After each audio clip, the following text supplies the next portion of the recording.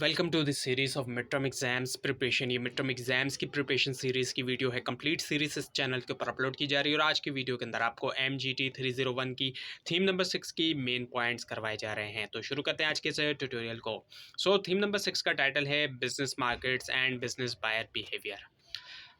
Business market की हम बात करते हैं तो बिजनेस मार्केट के अंदर हम सेल करते हैं प्रोडक्ट सर्विस दूसरी ऑर्गेनाइजेशन को, ना कि डायरेक्टली कंज्यूमर्स को नहीं, बल्कि दूसरी ऑर्गेनाइजेशंस को बेची जाती हैं प्रोडक्ट या सर्विस। अब वो अपने इस्तेमाल के लिए भी ख़रीद सकती हैं ऑर्गेनाइजेशंस, या फिर उसको दोबारा से सेल करने के लिए भी। इसी वजह से इसको B2B मार्केट कहा जाता है, business to business. Business buyer behaviour जो होता है वो अलग होता है कंज्यूमर बायर बिहेवियर से। ये जो है इंटेंट होता है और बिहेवियर होता है ऑर्गेनाइजेशन का परचेज करने के लिए प्रोडक्ट जो है उनके खुद के यूज़ के लिए भी, या फिर ज़ाहिर बात है रीसेल करने के लिए भी, जैसा कि पीछे आपको बताया गया। बिजनेस बाइंग प्रोसेस जो होता है, ये प्रोसेस होता है जिसके अंदर एम्प्लॉयज़ जो होते हैं ऑर्गेनाइजेशन के डिसाइड करते हैं। अब ज़ाहिर बात है एम्प्लॉयज़ ने ही डिसाइड करना होता है कि कौन सी प्रोडक्ट या सर्विस रिक्वायर्ड हैं, और फिर वो परचेज़ करते हैं, इवेल्यूएट करते हुए, एग्जामिन करते हुए, टेस्ट करते हुए और सेलेक्ट करते हैं बेस्ट अल्टरनेटिव सॉल्यूशंस। करेक्टरिस्टिक्स जो है बिजनेस मार्केट की। बिजनेस मार्केट में बहुत ज़ाहिर बात है कम कस्टमर्स होते हैं कंज्यूमर मार्केट के मुकाबले में, लेकिन वो कम भी बड़े बड़े होते हैं और फ्यू कस्टमर से higher revenue, higher income generate होती है कंज्यूमर मार्केट के मुकाबले में। बिजनेस मार्केट जो होती है वो जोग्राफिकली कंसनट्रेटेड होती है कंज्यूमर मार्केट्स के मुकाबले में। ये ज़्यादातर कमर्शियल एरियाज़ के अंदर ही हमें दिखाई देती हैं। ऐसा नहीं होता कि पूरे शहर के ऊपर हमें दिखाई दें, बल्कि कुछ खास जगहों पर जो कमर्शियल एरियाज़ होते हैं वहाँ पर हमें ये दिखाई देती हैं। और जो डिमांड होती है बिजनेस मार्केट की कंज्यूमर गुड के ऊपर ही डिपेंड करती है, लेकिन ऐसा नहीं है कि वो उससे हट के है, क्योंकि कंज्यूमर गुड्स की जब डिमांड होगी तो तब बिजनेस मार्केट में भी ऑर्गेनाइजेशन डिमांड करेंगी बिजनेस प्रोडक्ट्स की। हम कह सकते हैं कि ड्राइव डिमांड है बिजनेस डिमांड।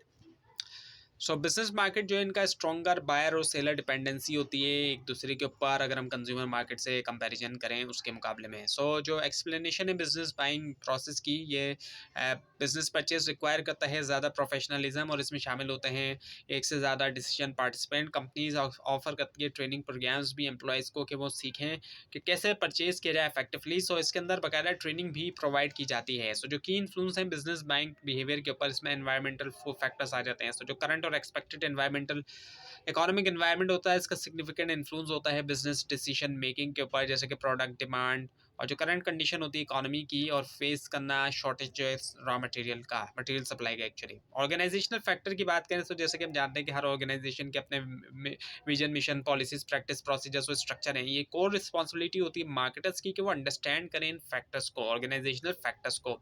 इंटरपर्सनल फैक्टर्स की बात करते हैं हम जैसा कि जानते हैं कि बिजनेस बाइंग प्रोसेस के अंदर बहुत से लोग शामिल होते हैं डिसीजन मेकिंग के अंदर। जो इंटरपर्सनल फैक्टर्स होते हैं सिग्निफिकेंटली इन्फ्लुएंस करते हैं इस प्रोसेस को। लेकिन याद रखें कि डिफिकल्ट होता है कि आइडेंटिफाई किया जाए स्पेसिफिक ग्रुप्स को, डायनामिक्स और इंटरपर्सनल फैक्टर्स को। जो इंडिविजुअल फैक्टर्स होते हैं, हर मेंबर की करैक्टरिस्टिक्स होती हैं जो कि डिफरेंट होती हैं दूसरे मेंबर से, और हर मेंबर के अपने खुद के गोल्स, परफॉर्मेंस और परसेप्शंस भी होते हैं। और जो distinct gender, age, personality, job rank और रिस्क टेकिंग एबिलिटी होती है, ये इन्फ्लुएंस कर सकता है बिजनेस डिसीजन मेकिंग को भी। जो सिग्निफिकेंट टाइप है बाइंग सिचुएशन की, उसके अंदर स्ट्रेट रीबाय आता है। अब इस सिचुएशन के अंदर बायर जो है वो परचेज के लिए जाता है बगैर किसी मॉडिफिकेशन या अमेंडमेंट के लिए। ये जो रूटीन वर्क होता है, जो कि लिस्ट होती है सिलेक्टेड सप्लायर की जो कि अवेलेबल होती है। मॉडिफाइड रीबाई के अंदर बायर जो वो चेंज करता है प्रोडक्ट की स्पेसिफिकेशन को, टर्म्स को, कंडीशन को, प्राइस को, और इवन के सप्लायर को भी वो चेंज कर सकता है। न्यू टास्क के अंदर क्या होता है कि बायर परचेज करता है प्रोडक्ट पहली बार जो है किसी सप्लायर से, और इसके अंदर ज़्यादा लोग ज़ाहिर बात है इन्वॉल्व होते हैं डिसीजन मेकिंग में, ज़्यादा रिस्क और कॉज इन्वॉल्व होती है और ज़्यादा रिसर्च भी इसमें रिक्वायर्ड होती है। पार्टिसिपेंट जो होते हैं बिजनेस बाइंग प्रोसेस के अंदर, उसमें यूज़र आए थे, वो लोग होते हैं जो कि यूज़ करना होती है जिन्होंने प्रोडक्ट या सर्विसेज। इन्फ्लुएंसर होते हैं जो कि टेक्निकल लोग होते हैं, जो कि टेक्निकल तौर पे प्रोडक्ट के बारे में जानते हैं और वो इन्फ्लुएंस करते हैं परचेज डिसीजन। बायर होते हैं जिनका फॉर्मल अथॉरिटी होती है कि वो ऑर्डर प्लेस करेंगे, ऑर्डर करेंगे, वो यही लोग ऑर्डर करते हैं। और डिसाइडर वो होते हैं जिनके पास पावर होती है सिलेक्ट करने के लिए या रिजेक्ट करने के लिए वेंडर्स को। कभी कभी ये पावर फॉर्मल या इनफॉर्मल दोनों तरह से हो सकती है। गेट कीपर्स होते हैं जो कंट्रोल करते हैं फ्लो ऑफ इन्फॉर्मेशन ऑर्गेनाइजेशन के अंदर, ये टेक्निकल लोग या पर्सनल सेक्रेटरीज भी हो सकते हैं। बाइंग प्रोसेस जो है बिजनेस बायर का, उसके अंदर सबसे पहले प्रॉब्लम रिकग्निशन है। बायर इनिशियली आइडेंटिफाई करता है एक प्रॉब्लम को या नीड को, और वो रिक्वायर कर सकता है एक प्रोडक्ट या सर्विस, और ये जो है हो सकता है एज अ रिजल्ट जो इंटरनल या एक्सटर्नल स्टिमुलाई का। जनरल नीड डिस्क्रिप्शन की बात करें तो नीड आइडेंटिफिकेशन के बाद जो नेक्स्ट स्टेप होता है वो होता है जनरल नीड डिस्क्रिप्शन, जिसके अंदर बायर डिस्क्राइब करता है करेक्टरिस्टिक और रिक्वायर करता है क्वांटिटी जो है वो प्रोडक्ट की।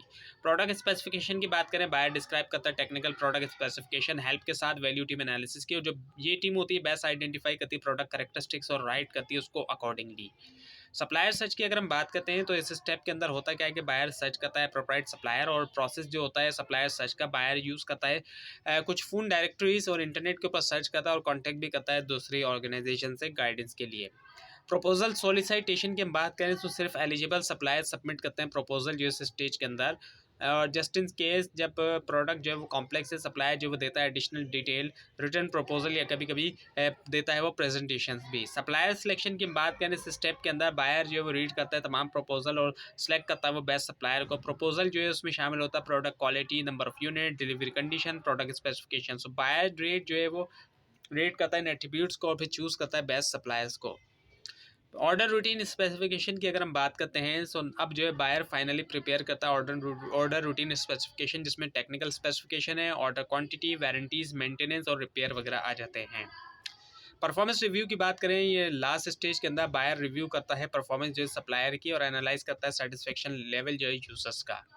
इंस्टीट्यूशनल मार्केट की बात करें, बेस करते हैं डिफरेंट टाइप्स के ऊपर इंस्टीट्यूशंस के, जैसे कि स्कूल्स, रेलवे और एयरलाइन वगैरह होते हैं। गवर्नमेंट मार्केट्स की बात करें तो बहुत से कंट्रीज़ के अंदर गवर्नमेंट खुद जो है प्राइमरी बायर है और सप्लायर भी है वो डिफरेंट आइटम्स का। गवर्नमेंट प्रोवाइड करती है लार्ज या स्मॉल स्केल अपॉर्चुनिटीज़ जो है वो दूसरी कंपनीज़ को। तो ये थी आज की वीडियो। आपको इस बारे में कोई क्वेश्चन है खास तौर पर इसमें कोई मिस्टेक दिखाई दे ज़रूर हाईलाइट कीजिए, और इस पूरी सीरीज़ को देखने के लिए मिड टर्म और फाइनल टर्म एग्जाम्स की प्रिपरेशन के लिए इस चैनल को सब्सक्राइब कीजिए, बेल आइकन के ऊपर क्लिक कीजिए। Thanks for watching this video and best of luck for your exams.